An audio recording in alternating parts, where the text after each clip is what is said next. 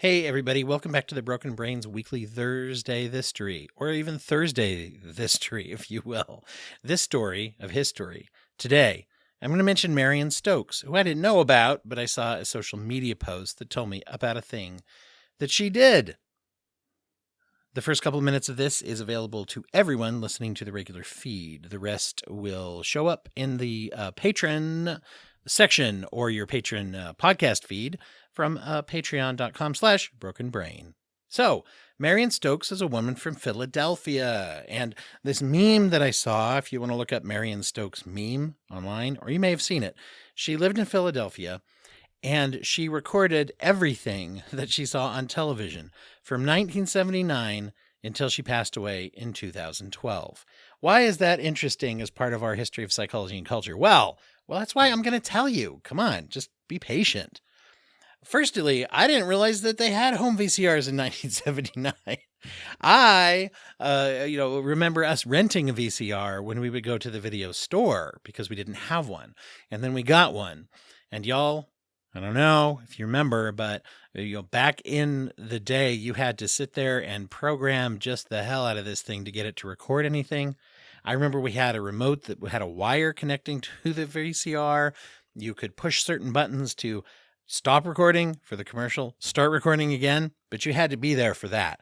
Plus, you couldn't change the channel when you were recording. Whatever you were watching is what you're recording, and if you recorded it when you weren't home, that was great. But it was great because other than that, if you missed the big episode of something because you were somewhere else, you just missed it. And you thought maybe they'd show reruns someday in the next 20 years. So as it turns out, VCRs at home were available in 1971, apparently. It was when they first were being sold. But they were not common until well into the 80s, possibly even into the 1990s. When they first came out, they could cost over $1,000 and then fell down to a few hundred. Whereas now, if you walk past a place that has them, they will throw one at you just to get them out of the building. Now, as far as finding a VHS playing VCR, it's not super hard. You can find one, but it's not the norm. I'm curious how many of you out there might have one in your home right now, or maybe even have that TV VCR combo. If you remember that. We had such a big collection of VHS tapes in my house. We had a sort of a shelf that would hang on the door, wire shelf, and we had them all packed in there with big labels on top where you'd put the label and you write down the 2 or 3 movies that would fit on this 5 or 6 hour tape. And then you'd just label over it when you recorded something else on top of it. The first home VCR was the Sony model CV2000, which I actually found out was in 1965. I had written down 2 things in my notes here, and I had forgotten that there was one before that. So that was being marketed at that time. So it looks like it was really around even the mid-60s you could find something, but they were prohibitively expensive for a lot of people. And then along comes Marion Marguerite Stokes. So she was born in 1929, and she was an American Access television producer, businesswoman, investor, civil rights demonstrator, activist, librarian, and archivist.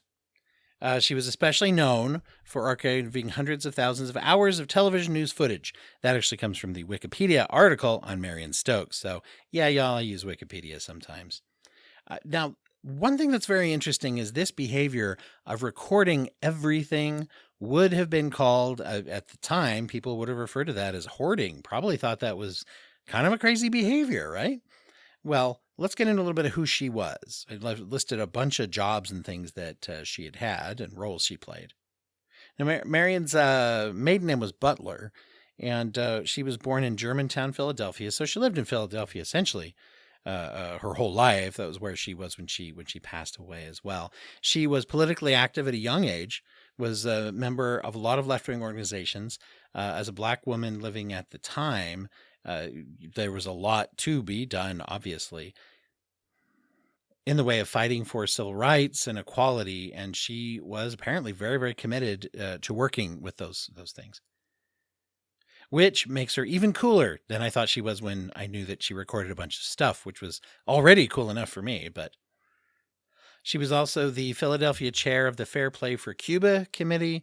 She was involved in bus rides for the March on Washington and many other different public protests. She worked in the Library of Philadelphia as well and lost that job due to her being a political activist. So, one of the things that I'm finding as I'm reading little bits and pieces about her here and there is that she was the kind of person who really was dedicated to if she was going to do something, she really did it.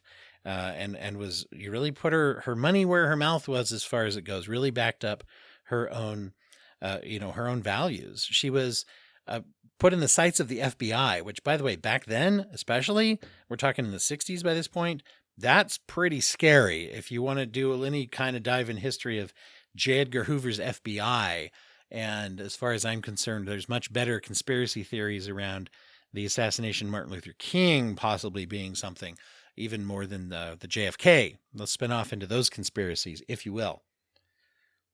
Not today, though. And y'all, she was on the founding board of members for the National Organization for Women as well. So this is a very important person who, unfortunately, like a lot of women, like a lot of Black women, does not get talked about very much in the news or in history. I never heard of her until I saw this meme on social media.